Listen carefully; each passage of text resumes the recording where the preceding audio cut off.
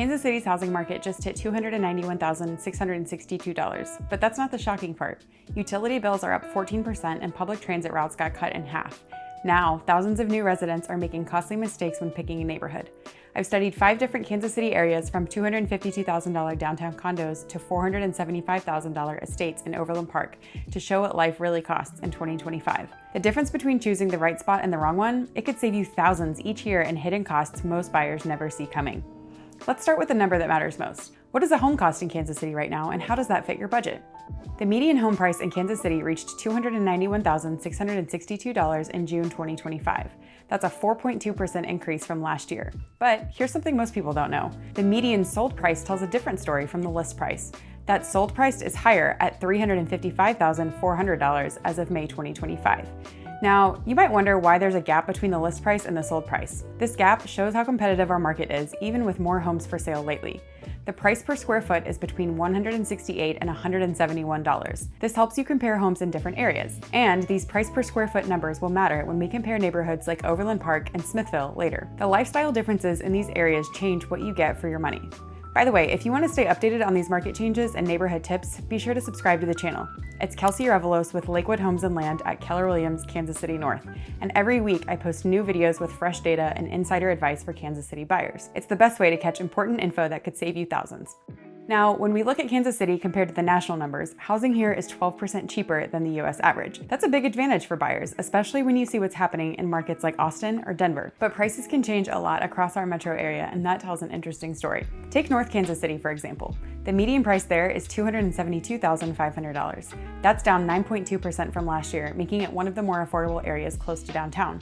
Compare that to Overland Park, where the median price is $475,000, up 4.7% from last year. Market trends show that more homes are for sale, but prices are still going up. This tells us that demand is strong even as more homes come onto the market. For buyers, you have more choices than last year, but you are still in a market where homes sell above their listing prices. Now, housing is the biggest cost for most families, but there's another cost that surprised many Kansas City residents this year. Even if you plan your mortgage well, utilities can throw off your budget fast. And as we'll see next, these costs change a lot between neighborhoods like Weston and the core areas of Kansas City. If you thought your biggest surprise would be property taxes, wait until you see what happened at utility bills in 2025.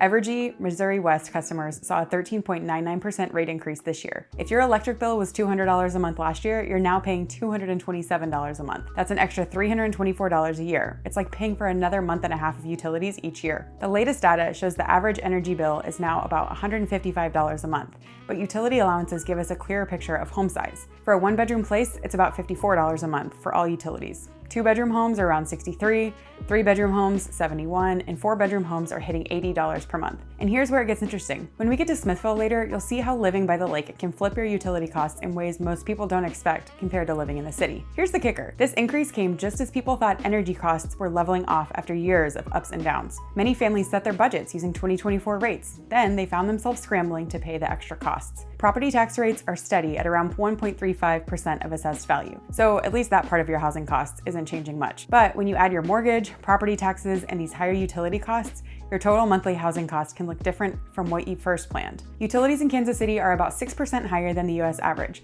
but they're still manageable compared to some markets. The problem comes from these surprise rate hikes that can mess up your budget. Water, trash, and internet are all included in those utility allowances, though exact costs can change based on your provider and neighborhood. Most people find these services fair, especially when compared to big city prices. But there's one transportation cost that's gotten better, and it might surprise you. While utility bills went up, gas prices have dropped. And that's going to play a big role in your lifestyle choices when we compare commuting costs between places like Weston and the neighborhoods closer to downtown. Let's check it out. Kansas City has always been a car city, but some recent changes might make you rethink how you get around.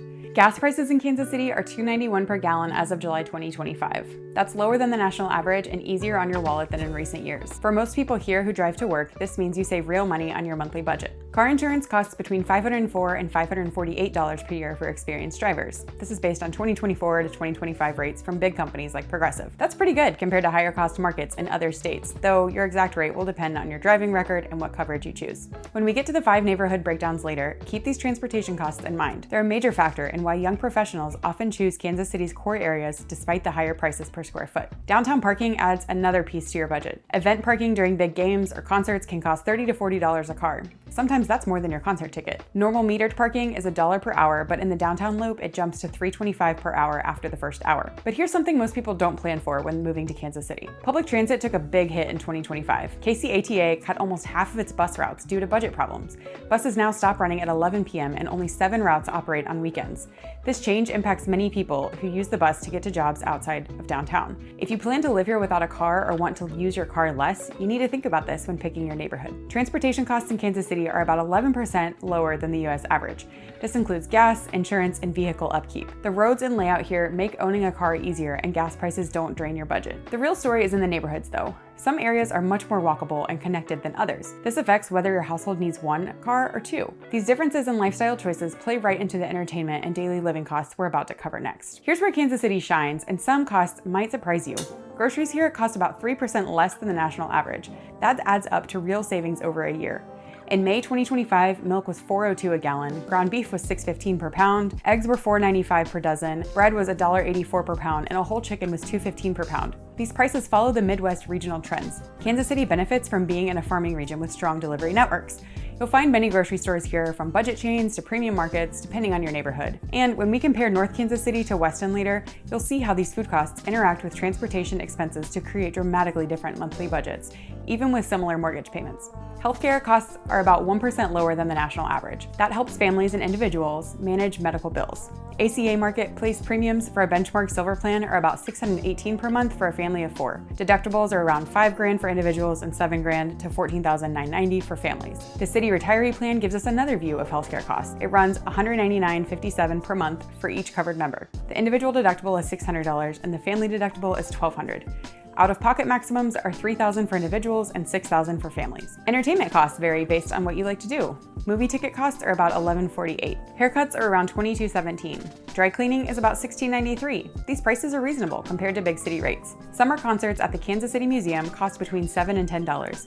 This makes live music affordable for most people. Family festivals range from free admission to about $23 per adult for events like Kelsea Irish Fest and Santa Calagon Days. Big music festivals cost more, ranging from $99 to $399 for multi-day passes. These events bring major artists to Kansas City and compete with festivals in bigger cities. Most people here find the cost of living easy to handle. Kansas City is 1% higher than the Missouri average, but 9% lower than the national average. That helps you plan your monthly budget and long-term financial goals. The neighborhood you pick affects these costs more than you might expect. Some areas let you walk to restaurants and entertainment, others require you to drive for most activities, and those lifestyle differences are exactly what we'll explore in our breakdown of 5 completely different Kansas City neighborhoods. I'm going to take you through 5 very different Kansas City neighborhoods. By the end, you'll know which one fits your life and your budget. Let's start with Overland Park, Kansas, where the median home price is $475,000. This area offers high-end suburban living and access to the Blue Valley Unified School District. It's the top-ranked school district in the Kelsea area and has an A+ rating. There are trade-offs in Overland Park, though. Homes cost more and your commute to downtown will be longer. But if you want the best schools and a low-hassle suburban life, it can be worth it. Most people here are families or empty nesters who want comfort without city headaches. Remember those utility costs we talked about earlier?